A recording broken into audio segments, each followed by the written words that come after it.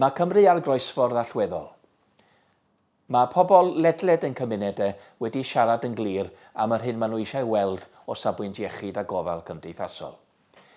Maen nhw eisiau mynediad cyflymach at gymorth bob dydd. Gofal sydd yn nes at adre.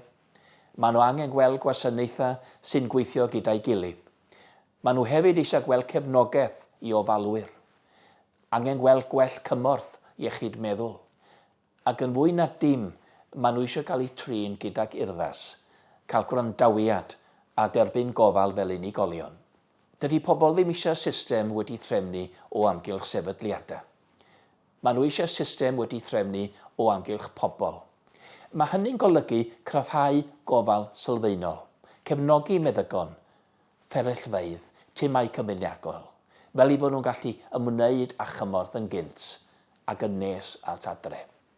Mae o hefyd yn golygu buddsoddi mewn atal a llesiant, fel bod llai o bobl yn cyrraedd pwynt argyfwng yn y lle cyntaf. Mae o'n golygu cydnabod gofalwyr di-dal, maen nhw'n allweddol ac yn hollol sylfaenol o fewn y system gofal. Maen nhw angen cefnogaeth. Maen nhw angen gweld fod yna newid. Nid yw Cymru Iachach yn ymwneud yn unig â gwario mwy o arian. Yn wir, mae yn ymwneud â gweithio'n wahanol. Mae'r heriau'n sylweddol, rhestra aros hir, pwysau sylweddol ar y gweithlu, anghydraddoldeb o safbwynt iechyd, cymdeithasol, poblogaeth sy'n heneiddio. Ond mae gan Gymru hefyd rhywbeth pwerus. Mae yna ddealltwriaeth cyffredin o'r cyfeiriad sydd angen i'n deithio arno fo. Mae hwnnw'n ffoddi cyfle gwirioneddol i ni ar gyfer newid hir dymor.